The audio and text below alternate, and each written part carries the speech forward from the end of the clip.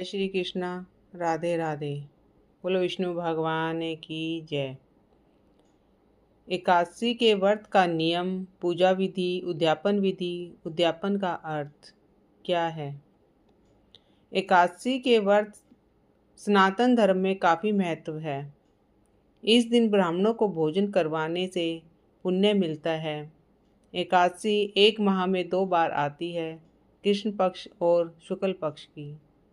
इस तरह वर्ष में 24 एकादशियाँ आती हैं। चलिए आज आपको इस एकादशी पर हर एकादशी व्रत की संपूर्ण विधि, नियम और उद्यापन का तरीका क्या है, किन किन सामग्रियों की आवश्यकता होती है, जान लें। इसका उद्यापन देवताओं के प्रबोध समय में ही एकादशी के व्रत का उद्यापन करें। विशेषकर माघ शीर्ष के महीने में शुक्ल पक्ष एकादशी आती है, उस पर इस व्रत का उद्यापन करना चाहिए। चातुर्मास में उद्यापन नहीं करना चाहिए।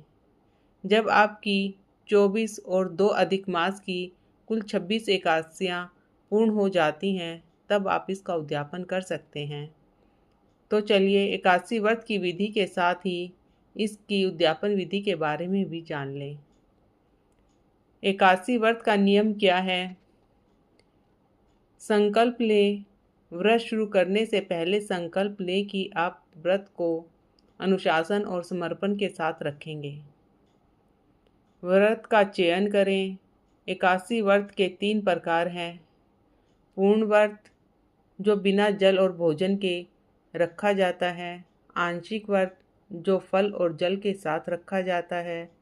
फैटम व्रत, एक समय भोजन कर। एकादशी व्रत करने वाले लोगों को दशमी यानी एक दिन पहले से ही कुछ जरूरी नियमों को मानना पड़ता है। दशमी के दिन से ही श्रद्धालुओं को मांस, मछली, प्याज, मसूर की दाल और शहद जैसे खाद्य पदार्थों का सेवन नहीं करना चाहिए। दशमी और एकादशी दोनों दिन लोगों को भोग विलास से दूर रहकर ब्रह्मचर्य का पालन करना चाहिए। इसकी पूजा विधि इस प्रकार है। सुबह जल्दी उठकर स्नान करें। घर के मंदिर में दीप प्रज्वलित करें। भगवान विष्णु का गंगाजल से अभिषेक करें। भगवान विष्णु को पुष्प और तुलसी दल अर्पित करें। अगर संभव हो तो इस दिन व्रत भी रखें। भगवान की आरती करें। भगवान को भोग लगाएं। इस पावन दिन भगवान विष्णु के साथ ही माता लक्ष्मी की भी पूजा करें। एकादशी व्रत उद्यापन इस प्रकार है। एकादशी व्रत के दिन और उद्यापन पर ब्राह्मणों को भोजन करवाना चाहिए। पूजन कितना भी बड़ा या छोटा हो, सभी व्रतियों को श्रद्धा के साथ इसे करना चाहिए। एकादशी व्रत का उद्यापन किसी योग्य आचार्य के मार्गदर्शन में करना चाहिए। एकादशी रखने वाले साधक को दशमी तिथि को एक समय भोजन करना चाहिए। यदि साधक 12 एकादशी रख कर उद्यापन करे तो 12 ब्राह्मण, यदि 24 एकादशी रखे तो 24 ब्राह्मण, और अधिक मास के साथ 26 एकादशियाँ रखे तो 26 ब्राह्मण और एक जोड़ा यानी व्रत रखने वाले पति पत्नी को उपवास करवाएं। एकादशी को स्वयं भी उपवास रखें और ब्राह्मणों को भी उपवास धारण करने की प्रार्थना करें। ब्राह्मणों को घर बुलाकर चरण पखारें, पूजन करें, उनको फलाहार कराएं। दोनों समय फलाहार कराकर पूजन प्रार्थना करें। रात्रि जागरण कीर्तन करें। अगले दिन सर्वदेव पूजन करें।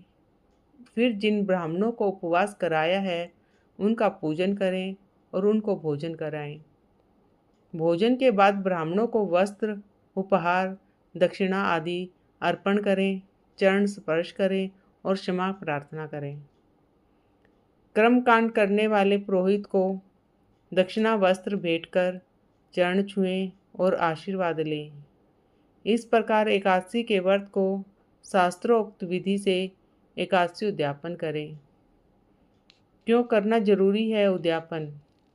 किसी भी व्रत की पूर्णता तभी मानी जाती है जब विधि विधान से उसका उद्यापन किया जाए। उद्यापन करना इसलिए भी आवश्यक है क्योंकि हम जो व्रत करते हैं उसके साक्षी तमाम देवी देवता, यक्ष, नाग आदि। ऐसे में उद्यापन के दौरान की जाने वाली पूजा और हवन से उन सभी देवी देवताओं को उनका भाग प्राप्त होता है। इस दौरान किए जाने वाले दान दक्षिणा से व्रत की पूर्णता होती है और मन इच्छा का फल मिलता है। बोलो विष्णु भगवान की जय। उद्यापन का अर्थ।